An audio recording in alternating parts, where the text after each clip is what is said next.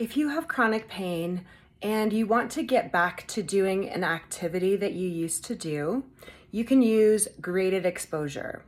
And this starts with visualization. So it's not just slowly starting back at the activity in a graded small way, but it's actually starting with visualizing it. So if you have never tried this, and say you have back pain with running, right? And you haven't run for years maybe because you have been scared to because of your back.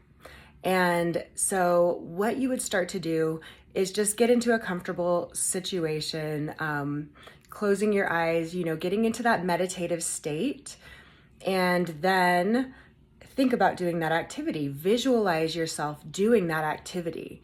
Visualize yourself running or jumping or eating a certain food that's a trigger food, or raising your shoulder a certain way. Whatever it is that triggers your symptoms, visualize yourself doing that and just see what happens. Sometimes there's an actual recreation of the pain. Sometimes you're not able to even imagine it. Your brain kind of blacks out. You could also just have this heightened awareness, like kind of an attention to that back as you imagine yourself doing this thing. But you want to get to where you can actually feel really good while you're doing it. I mean, imagining it, that is. So as you're visualizing it, as you're visualizing running, maybe you think of yourself running on the beach with the sun on your face and the wind in your hair, and you're feeling so grateful. And this is the most powerful part of the graded exposure. So it's not just doing the thing, but it's imagining it.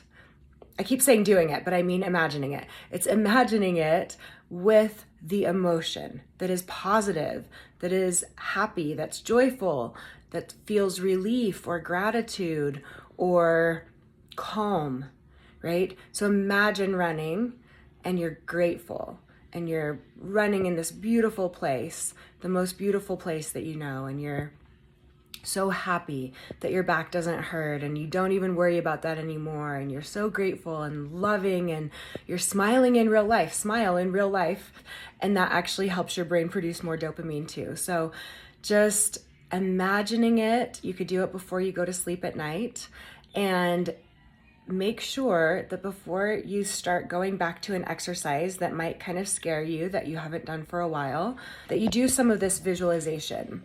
And if that's hard to do, then watch someone doing it, right? Watch someone running and imagine how good that could feel to that person. Your mirror neurons will fire when you watch someone doing something.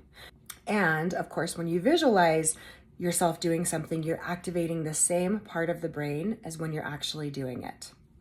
So this is a good priming for the brain before you start to actually physically go do anything. So don't get confused with graded exposure. It doesn't mean go ahead and start running 5 minutes and 5 minutes more a day. It means start with visualizing it first until you can visualize it pain-free and grateful and happy and with joy or whatever it is, freedom.